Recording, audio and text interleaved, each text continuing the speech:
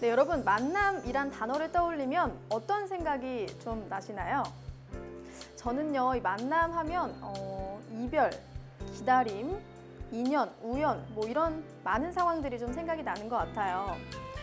우리는 인생에서 누군가를 만나고 또 친해지기도 하고 싸우기도 하고 서로 오해하기도 하고 위로하기도 하는 이런 과정들을 거치는데요. 이런 과정들이 사실 만남이라는 단어로 다 설명이 좀 될 수 있을 것 같아요.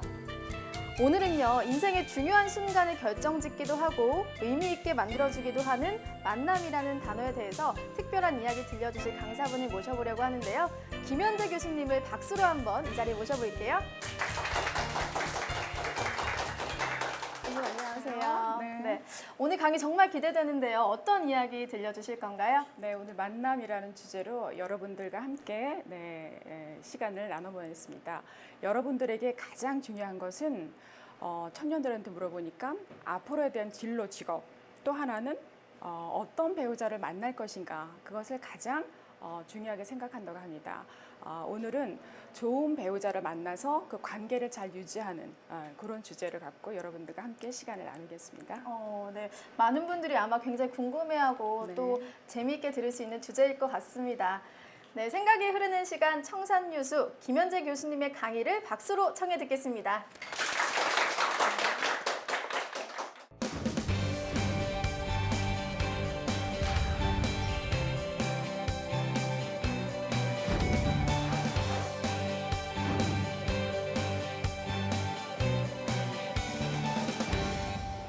네, 안녕하세요. 김현재입니다. 네, 저는 상담센터 소장으로 오랫동안 상담을 해왔고, 오늘은 여러분들과 함께 만남이라는 주제를 갖고 여러분들과 이야기를 나눠보겠습니다.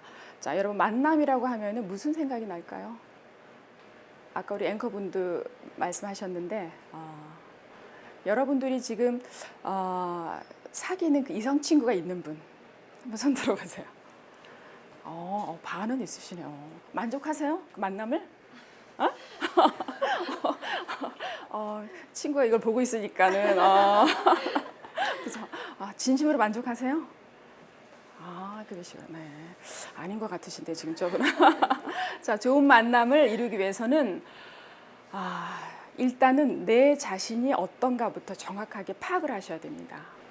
좋은 사람을 만나기 위해서, 그리고 그것이 배우자로까지 연결되기 위해서는 사실 실수가 없어야 되겠죠. 우리가 요즘은 그 배우자와의 그 이혼율이 굉장히 높잖아요. OECD 국가 중 1위예요. 그래서 만남에 그 실수를 하면은 시행착오를 겪고 시간을 소모하고 에너지를 소모하고 인생에 큰 그러니까 부정적인 영향을 미쳐서 자기가 가지고 있는 장점을 다 발휘를 못하죠.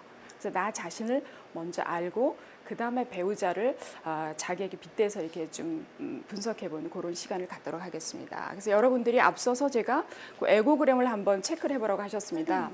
여기 보면 성격 검사에는 여러 가지가 있어요. 간단하게 뭐 에고그램, 애니어그램, 뭐 홀랜드 검사, 뭐 여러 가지가 있는데 가장 많이 이제 쓰이는 게 이제 MBTI 검사라고 여러분들이 해보신 분들도 있으실 거예요. 이것은 이제 성격을 16가지 유형으로 나누어서 내가 과연 외향인지 내향인지, 내가 굉장히 정보 수집 능력은 감각적인지 직관인지, 또 사고 지향인지 감정 지향인지, 또 판단인지 인식인지 여러 가지 유형으로 아마 요거 이제 학창 시절에 대학교에서 그 학생 상담센터에서 많이들 하고 있거든요. 그래서 이렇게 해서 다양하게 16가지 유형으로 나눠서 나를 좀 분석하는 겁니다. 한 번쯤은 해보시는 게 참 좋으실 것 같으세요. 여러분들은 지금 이제 간단하게 오늘은 이제 에고그램 요거를 통해서 내가 과연 어떤 유형이고, 그럼 나는 이런 유형으로 나왔는데 내가 만나는 그 연인은 어떤 스타일이 맞을까? 그리고 우리가 과연 결혼할 때 연인으로서는 좋은데 결혼할 때는 또 어떤 문제가 있을까? 궁금하시죠? 예. 자, 그러면은 다 체크는 하셨겠지만 제가 설명을 해드릴게요. 한번 이렇게 좀 들어보시겠어요? 보면은 이 성격 검사 에고그램은 5가지 유형으로 이렇게 나눠요. 5가지 유형인데 이 맨 앞에 크리티컬 페어런트라서 비판적 어버이라고 있어요. 이게 가장 높게 나오신 분. 5가지 중에서. 자, 양육적인 어버이가 가장 높게 나오신 분. 다들 굉장히 좀 수용적이고 따뜻하신 분들이 많으시네요, 여기에. 자, 어른 지수가 가장 높게 나오신 분. 네. 자유로운 어린이 지수가 자유분방한 분들이 여기 많이 참석하셨어요, 지금. 자, 순응하는 어린이 지수 높으신 분. 조금 고집들이 있으신 거예요, 지금 보니까.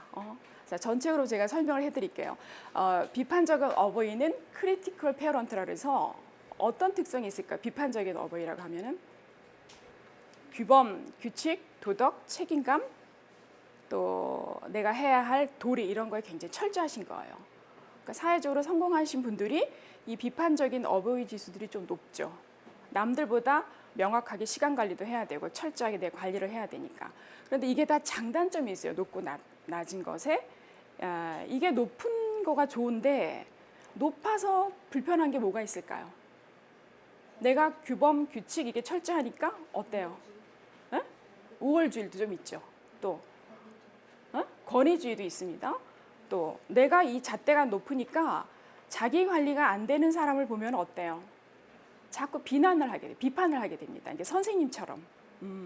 그러면은 주변의 사람이 어때요? 좀 피곤해지겠죠. 사귀고 있는 이성 친구가 나한테 자꾸 잔소리를 한다. 왜 자기는 이래? 오빠 왜 이래? 이런 사람은 아마 이 크리티컬 페어런트가 좀 높을 거예요. 그래서 지금부터는 너 나한테 좀 비난 좀 하지 마 이러지 말고 너가 에고그램 수치상 크리티컬 페어런트가 아주 높구나. 그래. 그 장점이 참 많다 그랬어. 이게 높은 사람들은 실수를 별로 안 해요. 완벽하고. 다 그런 건 아닌데 어쨌든 이제 철저하게 자기 관리. 또 이렇게 방송국에 종사하시는 분, 또 공공기관 공무원들은 시간이랑 어떤 자기 관리 이런 게 철저해야 되겠죠. 그래서 이런 게 철저하지 않았는데 직업적으로 이런 쪽의 일을 하다 보면 이게 또 후천적으로 많이 높아질 수가 있어요. 그래서 내가 이런 부분이 굉장히 부족하구나 해서 이걸 한 1년에 한 번 정도 간단하잖아요, 검사가. 그걸 체크를 해서 이 부분을 좀 활성화를 시켜야 되겠다 하면 이게 또 많이 변화가 됩니다. 의식적으로. 자, 그러면 이 비판적인 어버이가 낮은 사람은 자기 관리가 좀 느슨해요. 또 이런 사람의 또 장점이 있어요. 자기가 느슨하다 보니까 남의 실수를 어떨까요? 잘 용납을 해줘요. 그러니까 굉장히 마음이 좋은 사람처럼 보일 수가 있어요. 근데 이제 연애할 때는 괜찮아요. 이런 사람이 결혼할 때 너무 마음이 좋아. 이러면 어떨까요? 생활비 받은 거를 다 남을 퍼줘. 이러면 어떨까요? 그런 분들이 있어요. 그래서 결혼할 때는 연애랑 다릅니다. 그래서 내가 하기에 따라서 이 좋은 사람인데 내가 하기에 따라서 그 관계가 틀어질 수가 있어요. 자, 그다음에 양육적인 어버이는 그러니까 비판적인 어버이는 굉장히 엄한 가부장적인 엄한 아버지를 생각하시면 되세요. 자, 양육적 어버이는 희생적이고 헌신적인 어머니를 생각하시면 됩니다. 요즘 어머니들은 또 무조건 희생적이지 않아요. 보면은 결혼도 안 하고 아이도 안 낳으려고 막 그런 여성들이 많은데 저희 그 예전의 어머니들은 굉장히 헌신적이고 희생적이고 양육적이고 자식만을 위해서 그랬죠. 이제 그런 어머니를 그리면 됩니다. 그러니까 여러분 속에 이 5가지 성향이 다 있어요. 이 양육적인 어버이 NP가 높은 분이 많으셨어요. 다시 한번 손 들어보시겠어요? 이런 분들은 일단 다른 사람을 잘 배려해요. 따뜻하게 이해를 잘하고 수용적이고. 그러면 어때요? 좀 부드럽고 다가가기가 좀 편하죠. 다가가기 편해요. 그리고 저는 상담을 하는 사람인데 상담을 오래 하다 보면 그 패턴이 그려지더라고요. 여성들이 예전보다 자기 희생을 별로 하지 않아요. 그리고 집에서 어머니들이 이제 친정 어머니들이 딸을 양육할 때도 딸의 당당함, 자신감 이런 것에 포커스를 맞췄지 희생하고 헌신하고 그런 거는 많이 간과하시더라고요. 근데 결혼이란 걸 하면은 여기 여성주의 학자들이 보면 조금 이제 불편하실지 몰라도 현실은 또 그렇지가 않아요. 아무리 양성평등화가 되었다 하더라도 여성들이 가정에 결혼을 하면은 자식을 낳는 진짜 여성이잖아요, 그죠? 아빠도 양육을 하지만 여성이 아이를 낳아요. 그러면은 아이를 일단 모유 수유를 하건 뭐 분유를 먹이건 엄마들이 많이 아이를 케어를 한단 말이에요. 그래서 가정에서는 이 돌봄 노동이 아직도 굉장히 많아요. 돈을 받고 하는 노동이 아니라 돌봄 노동. 부모님을 모시고 아이를 양육하고 이런 것들. 그래서 여성들이 아직까지는 이 돌봄 노동을 많이 하고 또 이제 그런 부분을 남성들이 은연중에 많이 바라고 있어요. 그러니까 꼭 이 몸으로 움직이는 노동뿐만이 아니라 따뜻하게 배려하고 수용하고 좀 이제 이해해주고 그런 것들을 남성들이 은연중에 바라고 있어요. 아까 여자친구 있다고 하셨는데 여자친구가 어떠세요? 좀 그러시나요? 아, 지금 저 교제한 지 얼마 되셨어요? 3년? 와, 그래서 처음이랑 한결 같으세요? 아, 한결 같아요. 우리가 보통 교제 5년째 접어들면은 이게 장기 연애라 그래요. 장기 연애. 그래서 내가 이 사람을 계속 교제를 해서 결혼까지 꼬링을 할 것인가 아니면 정리하고 새로운 배우자를 찾을 것인가 한 5년도 사실 많이 사귄 거죠. 그걸 결정해야 되는데 사실은 3년쯤 지나면 다 나와요. 그죠? 다 아시죠? 그죠? 여자친구의 장단점.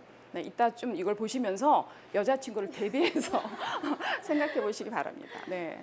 자, 그 양육적인 어버이 지수가 이 사람은 굉장히 낮아요. 이건 제가 이제 상담했던 그 사례 대상이에요. 남성이에요. 이제 요거를 딱 보면은 여러분들이 아, 이 사람은 좀 어떤 사람이구나 이게 그림이 좀 그려지실 수 있을 것 같아요. 이걸 다 하신 다음에 양육적 어버이가 낮아. 그럼 어때요? 남을 잘 이해를 하지를 못해. 근데 크리티컬 페어런트로 높아서 굉장히 규범, 규칙, 도덕, 책임감은 굉장히 강해요. 그죠? 근데 따뜻함은 없어.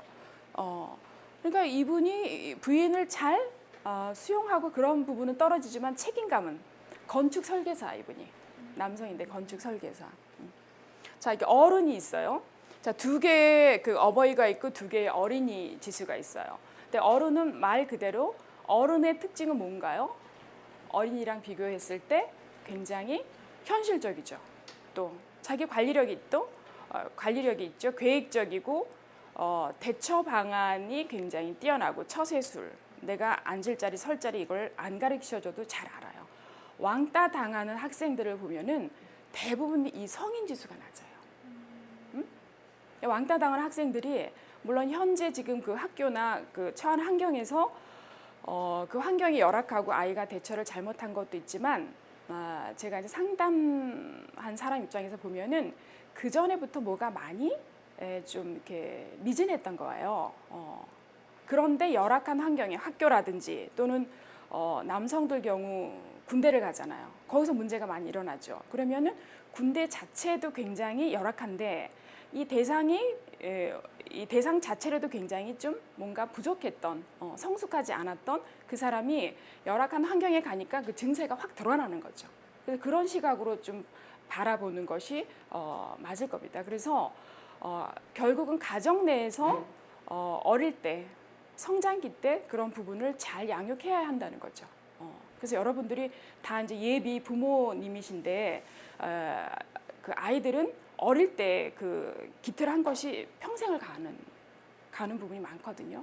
그래서 나부터 분석을 하고 자녀 양육에도 많이 참고를 하시기 바랍니다. 그래서 성인 지수가 높다는 것은 현실 대처력이 뛰어나요. 그럼 성인 지수가 낮은 사람이 있어요. 아마 낮게 나오신 분들 계실 거예요. 그건 어떻게 볼 수 있을까요?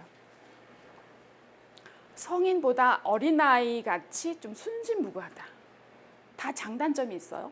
순진무구해서 굉장히 주변 사람한테 좀 천진하고 쟤는 친구들 중에 나 이거 뭐 좀 오늘 밥값 좀 너가 내라. 근데 잘 내는 아이들 있죠. 아주 여유로운 아이가 아닌데 잘 내는 아이가 있어요. 뭐 다 그런 건 아닌데 그런 아이일 경우에는 이 성인 지수가 좀 낮을 수가 있어요. 근데 내가 돈 관리라든지 성인 지수의 가장 대표적인 것은 현실감, 돈, 경제적인 이런 부분에 가장 두드러지거든요. 내가 돈 관리를 철저히 한다든지 또 뭐 절약이라든지 계획을 미래 계획을 잘 세우고 있다든지 이런 분들은 성인 지수가 많이 높아요. 그래서 너무 높으면 좀 삭막해 보여요. 그래서 내가 내 관리랑 이런 거를 잘해서 성인 지수가 높은데 너무 높으면은 본인은 모르지만 주변 사람들은 좀 너무 사무적으로 비춰질 수가 있어요. 그래서 성인 지수가 높은 것은 사회생활 하는 데는 굉장히 큰 장점이죠. 제가 이제 우리 이제 연구소에서 연구원을 채용했는데 힘이 들면은 어때요? 처음에 와서 잘 모르잖아요. 힘이 들고 내가 잘 모를 때 성인 지수가 높은 친구들은 물어봐야 되죠, 그죠? 가르쳐 줬는데 모르면 물어보는 게 당연하잖아요. 근데 어떤 친구는 말도 안 하고 가만히 이렇게 보니까 구석에서 울고 있는 거야. 응? 굉장히 착한 친구인데. 그거는 집에서는 통하고 개인적인 친구나 뭐 사적인 것에서는 통할지 몰라도 직장 생활할 때는 그거는 굉장히 안 좋은 모습이죠, 그렇죠? 그러니까 공과 사를 잘 구별을 못하는 거예요. 성인 지수가 낮은 사람들은 좀 그런 실수를 할 수가 있어요. 그래서 여러분들이 나는 과연 어떻게 나왔나? 지금 보니까 M자 유형으로도 많이 나왔어요. M자 유형들. 자, 어쨌든 이제 낮으면은 천진난만 순진무구해서 너는 너무 세속적이지 않고 참 순수해. 연애할 때 남성들이 이렇게 순진무구한 여성들을 좋아하죠. 그렇죠? 근데 결혼해서 이제 살림을 살 때 돈을 막 퍼준다든지 예산을 막 대책 없이 쓴다든지 그런 경우가 있을 수가 있어요. 그래서 이 성인 지수가 굉장히 중요한 거니까 잘 체크를 해보셔야 됩니다. 자, 그다음에 2개의 어린이 지수가 있어요. 자유로운 어린이 지수는 이제 프리차일드, 말 그대로 굉장히 자유분방해요.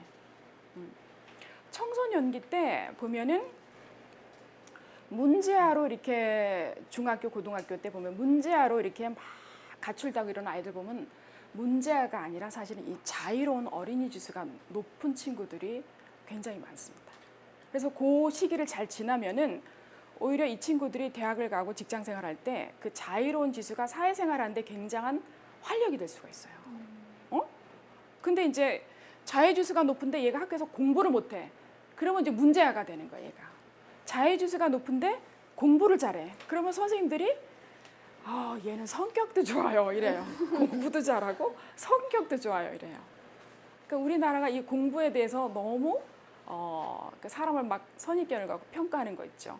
그래서 청소년 어머니들이 학교에서 선생님으로부터 내 자녀가 야단 맞고 이랬을 때 집에 오면은 또 야단을 쳐요.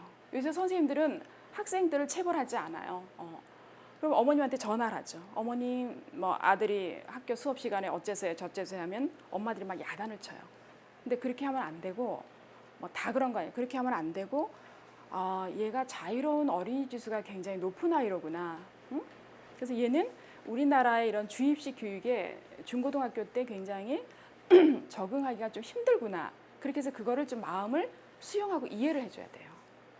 근데 집에서도 이해를 못하면 이 아이들이 밖으로 뛰쳐나가죠. 얘네들은 럭비공 같이 어디로 튈지 몰라요. 자유로운 어린이 지수가 높은 아이들이. 그래서 오히려 그걸 이해를 하고 너가 굉장히 자유분방하고 이런 아이들은 창의력도 있고 개성도 강하고 또 오히려 이게 친구들끼리 굉장히 그 활동성이 있고 대인관계가 좋아요. 활발하게. 그래서 그런 부분을 강점으로 잘 연결을 시켜줘야지 학교 선생님 말 안 듣는다, 뭐 이렇게 순응하지 않는다 해서 야단치면은 나중에 성장해서도 성인이 돼서도 굉장히 부정적인 자아감을 갖고 있어서 인생에 계속 이게 적응을 못하는 수가 있습니다. 자, 그럼 자유로운 어린이 지수가 낮게 나온 사람이 있어요. 말 그대로 조용하고 얌전하고 내성적이고 이런 분들이 이거 자유지수 낮은 분 한번 손 들어 보시겠어요? 이런 분들이 제가 상담을 쭉 하다 보면은 우울증에 많이 걸리더라고요.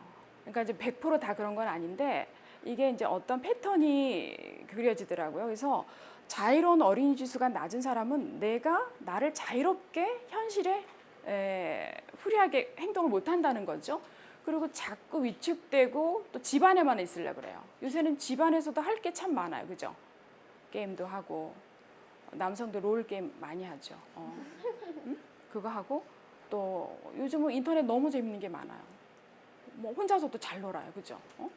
그 전에는 이제 가족들이 있으면 방방이 나와서 밥을 먹을 때는 식탁에서 밥을 먹었는데 지금은 같이 먹지 않는 경우도 굉장히 많아요. 그리고 TV도 거실에서 함께 봤는데 요즘은 각자 스마트폰으로 집에서 보고.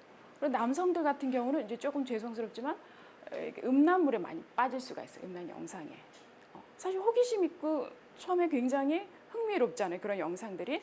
그래서 자의지수가 낮은 사람들은 보면 혼자서 집안에서 그 인터넷 갖고 많이 빠져서 이게 현실감이 없어져 버리는 게 큰 문제죠.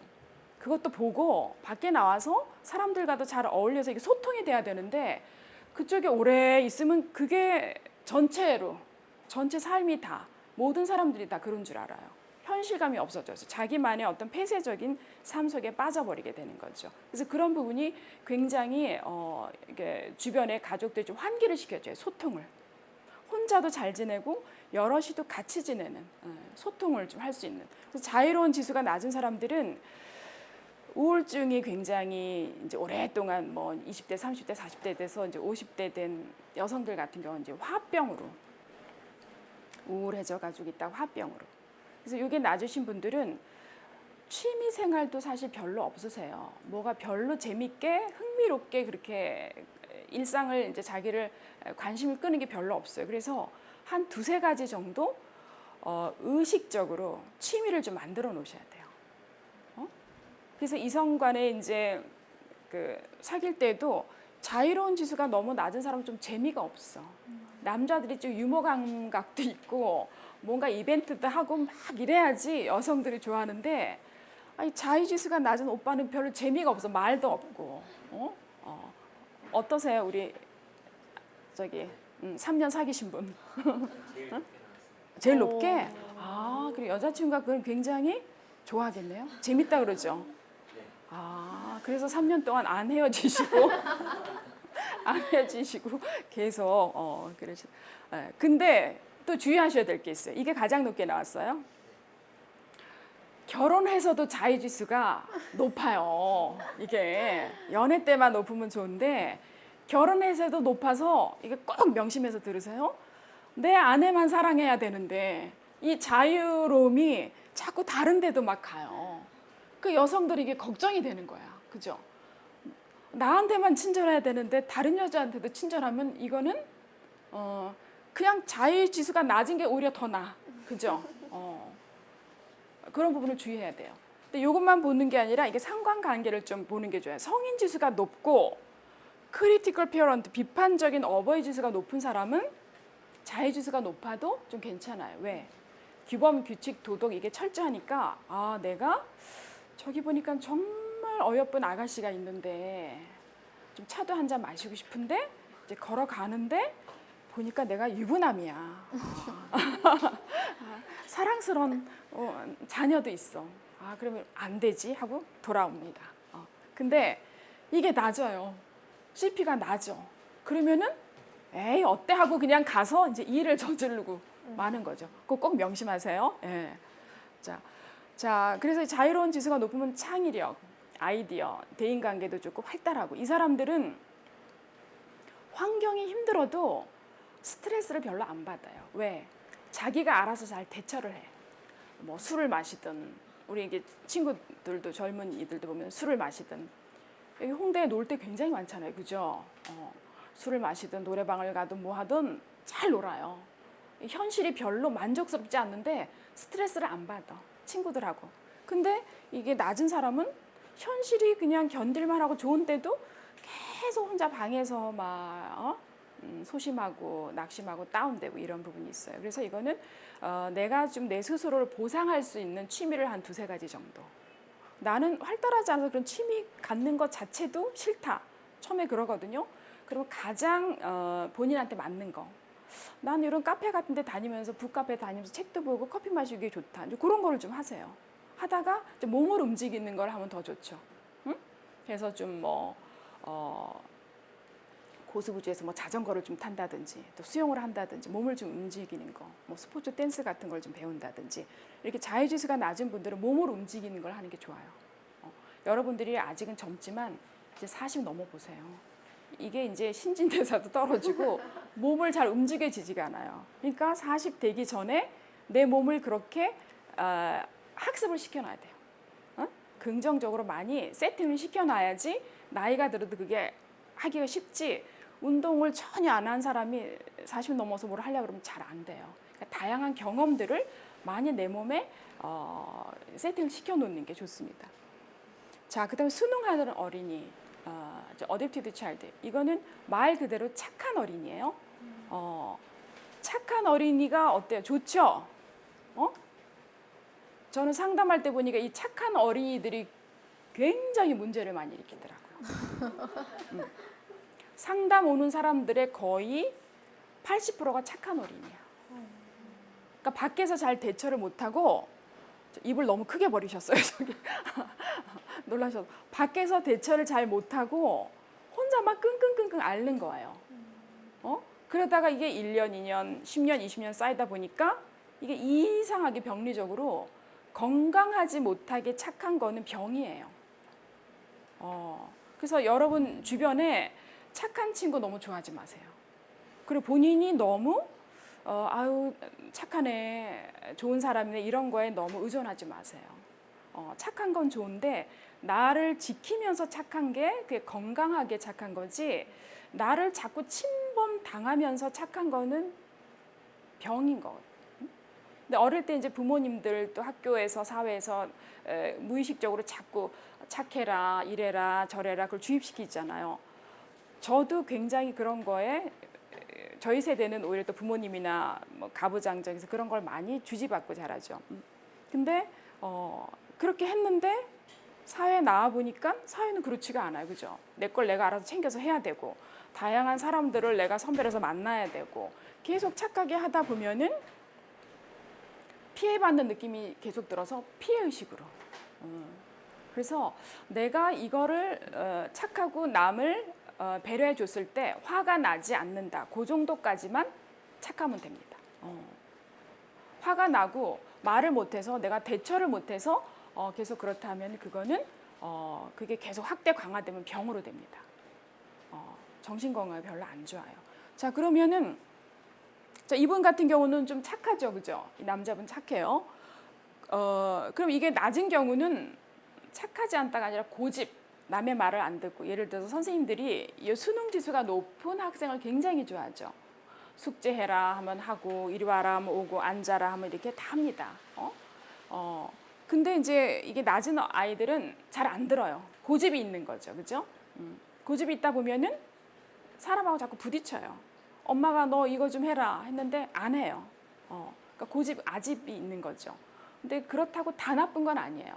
내 아집과 고집이 또 뭔가 목표를 설정했을 때 포기하지 않고 끝까지 하는, 이제 우리가 흔히 좀 독종이다, 악발이다, 악착같이 그런 사람들은 또 이거를 잘 건강하게 적용을 합니다.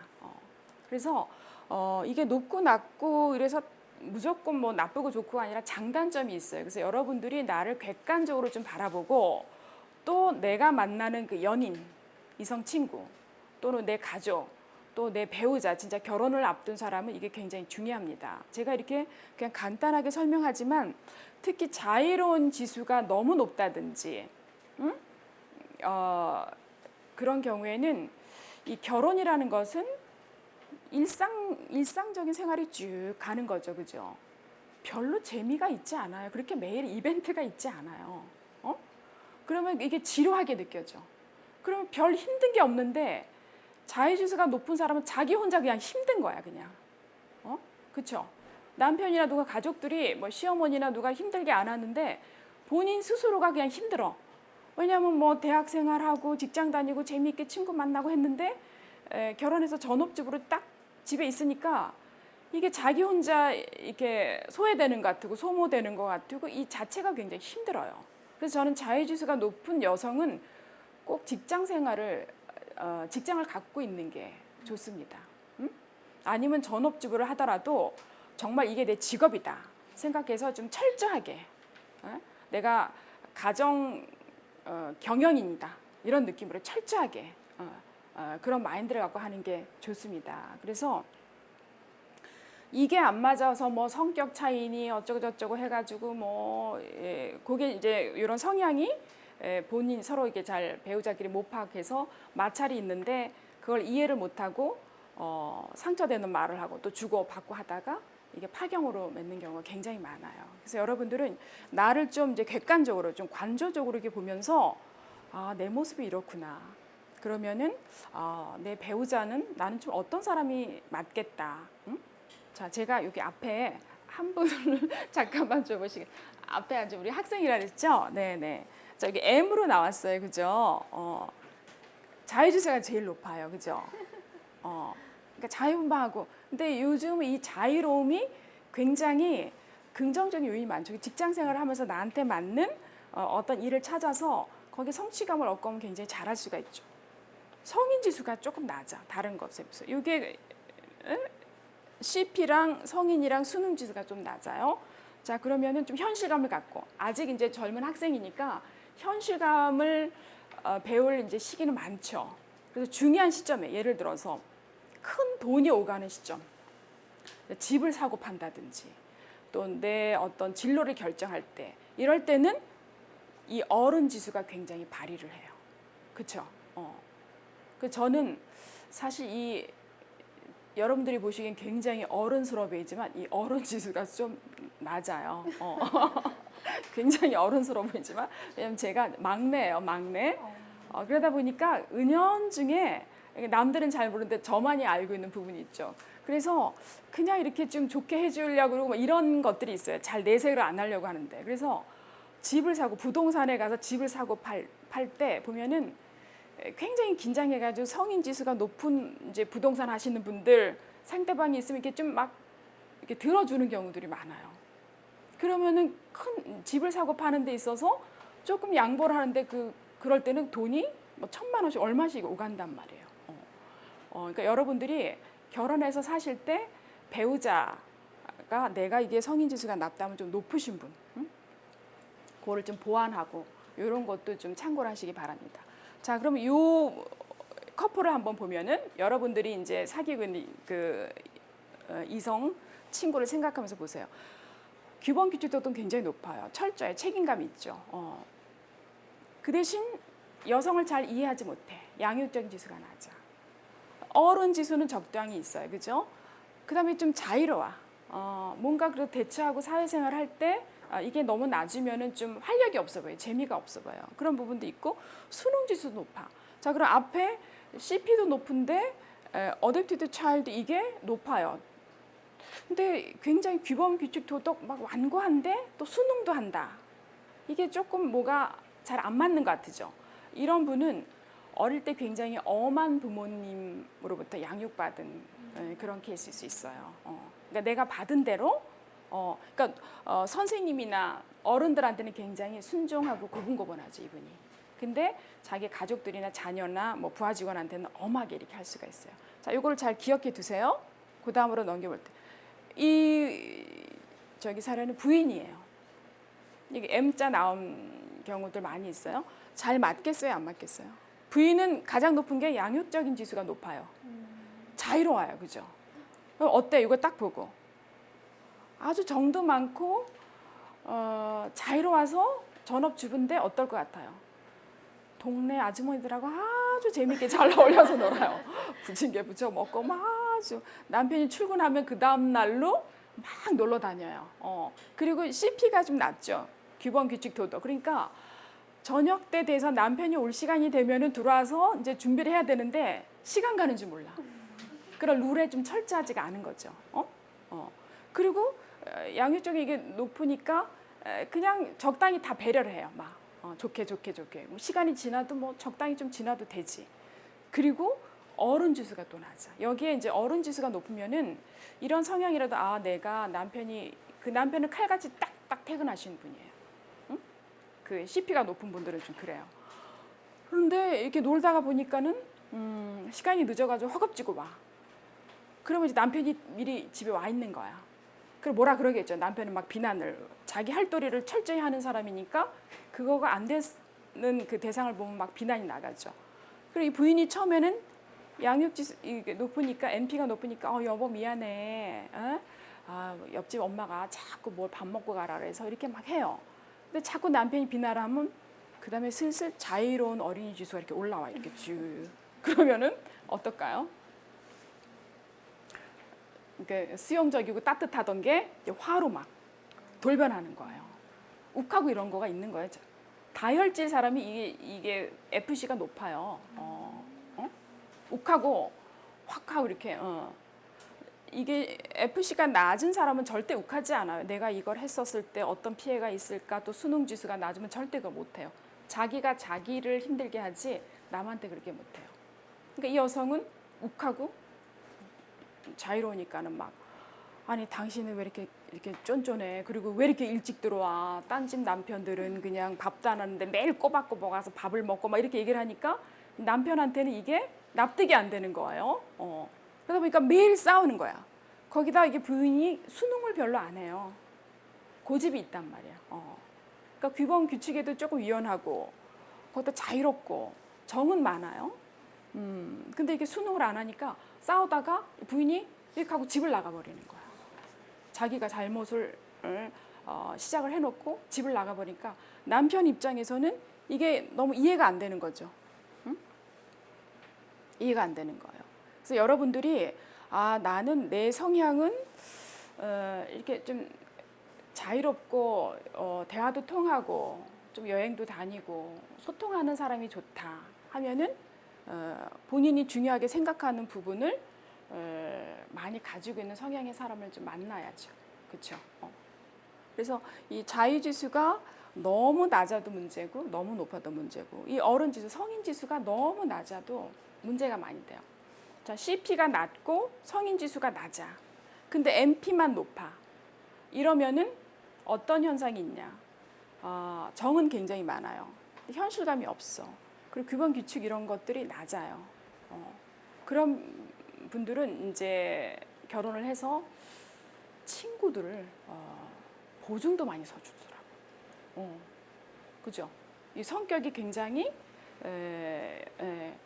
큰 영향력을 안 미치는 것 같지만 큰 사건에 이렇게 연루될 수가 있어요. 내 성격 어떤 유형이냐에 따라서.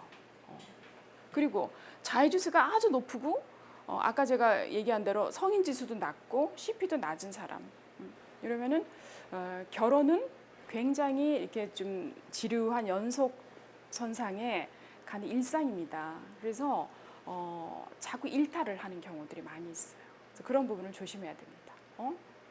그래서 지금 사귀는 그 연인 있는 분들은 내가 이 만남을 계속 해야 될지 아니면은 이거를 조금 보완해서 좀 이거를 좀 활성화시키라고. 근데 이게 의식적으로 노력을 하면은 이게 좀 바뀌어져요. 원래 성격은 그대로 있지만 내가 성인지수가 너무 낮다. 사회생활하고 할 때는 이 부분을 좀 높여야 되겠다 하면 의식적으로 하면 이 부분이 좀 활성화가 됩니다. 자, 제가 한 예로 지금 현재 상담하는 대학생이 있어요.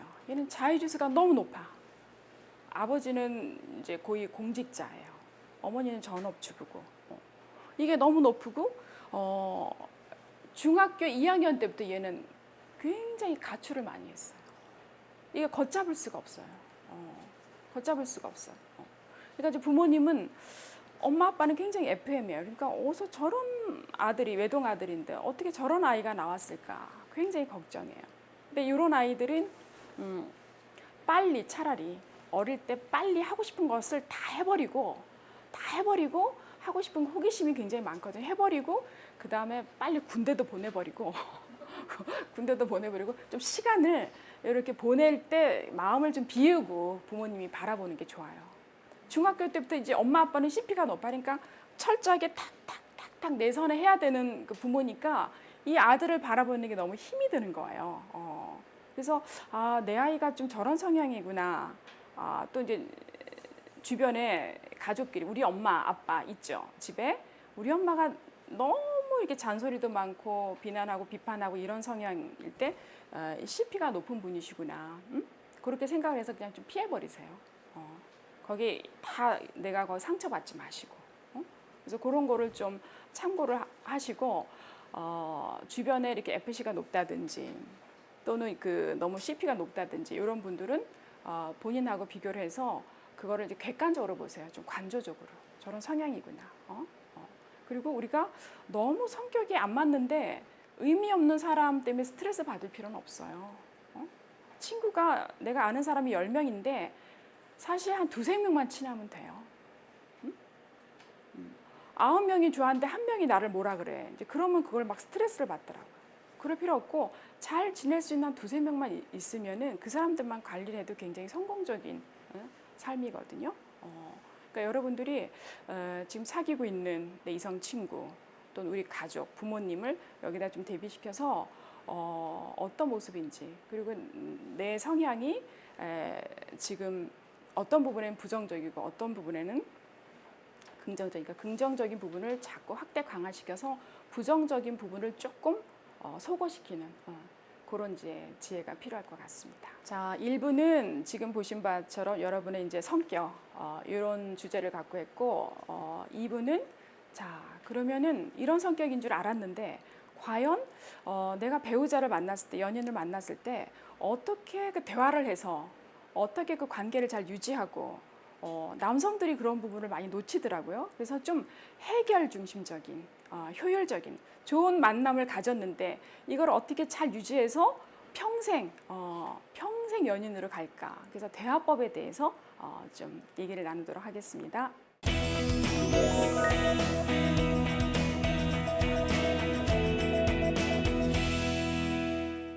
네, 아무래도 우리가 취업 준비생들이 많이 여기 와 계신데요. 취업 준비하다 보면 자기에 대한 고민도 참 많아지잖아요. 근데 그런 고민을 또 좀 해결해 주신 시간이 아니었나 싶습니다.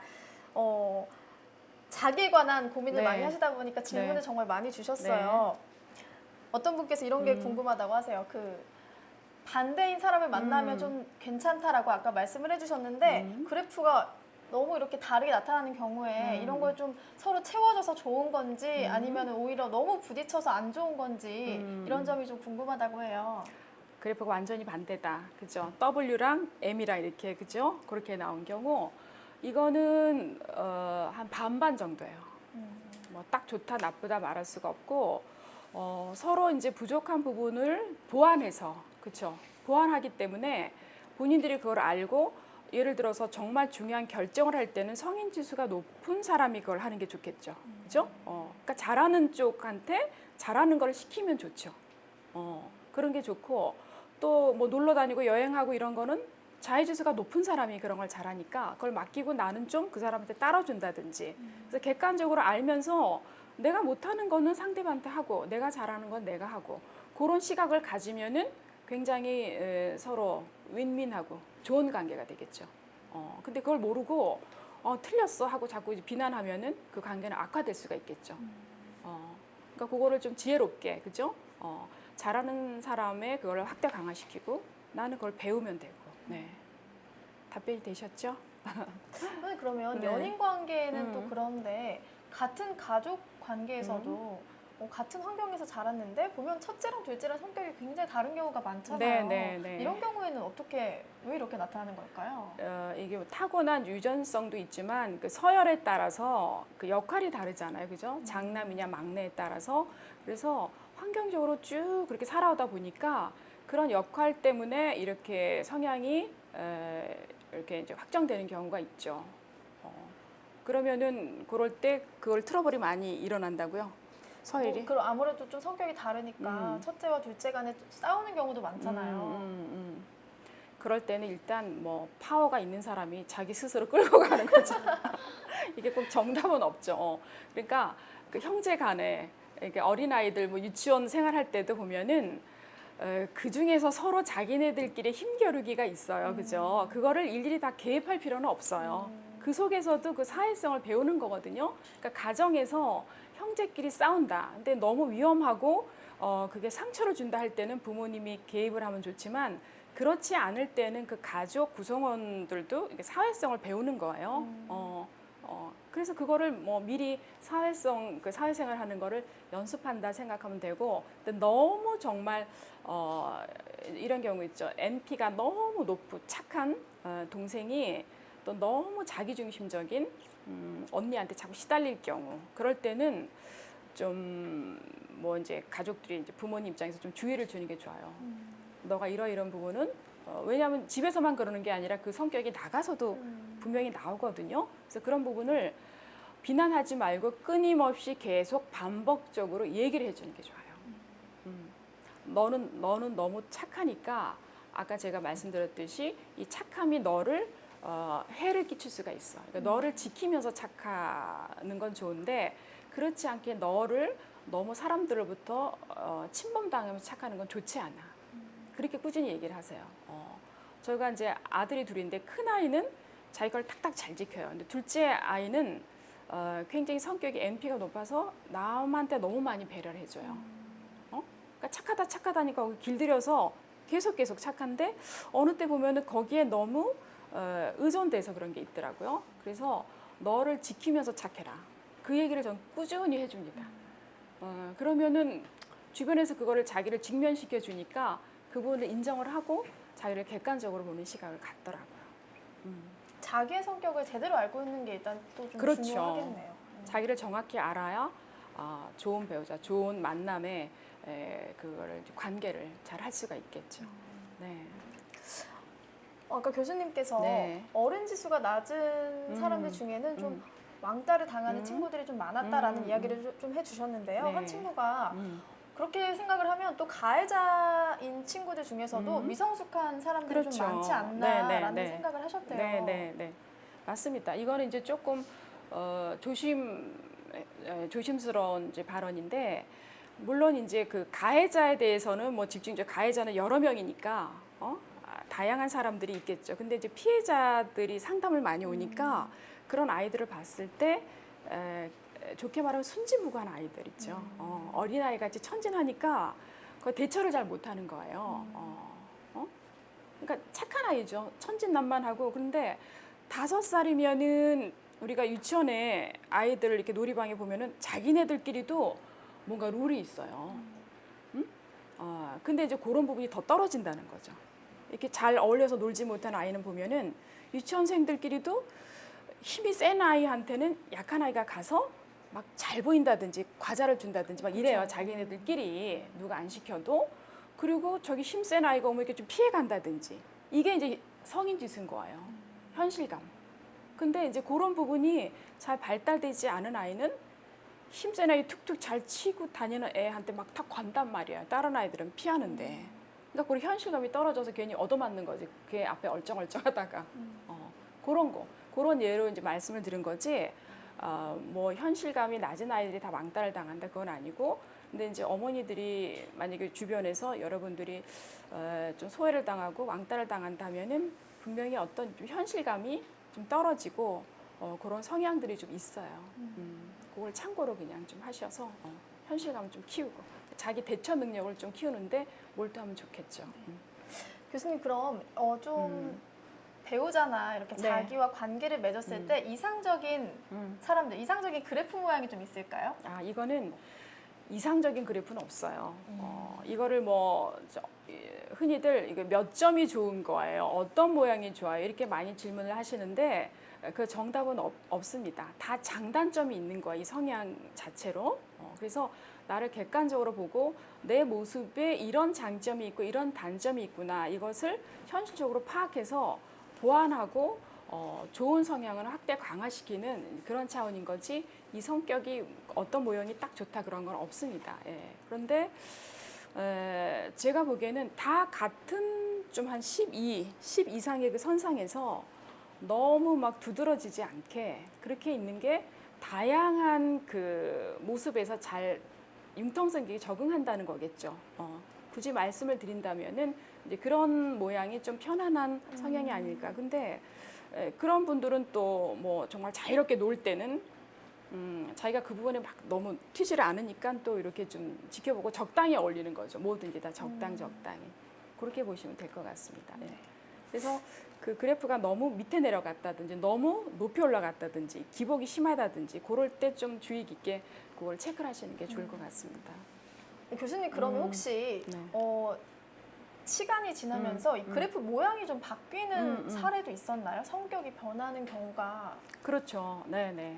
저 같은 경우만 해도 이 CP가 굉장히 높았어요. 그러니까 저희 아버님이 좀 엄하셔서 규범, 규칙, 도덕 이런 걸 철저하게 하시고 또 여자는 뭐 해지기 전에 들어와야 된다. 저희 때는 막 좀 그런 또 딸이 많은 집안이다 보니까 그랬는데 이게 그 당시는 굉장히 그 시대적으로 긍정적인 그 그런 모습이었죠, 여성이. 근데 지금 시대가 이렇게 바뀌다 보니까 이건 별로 좋은 모습이 아니에요. 그죠? 여성들도 사회생활하고 그러기 위해서는 자유지수도 높아야 되고 그러거든요.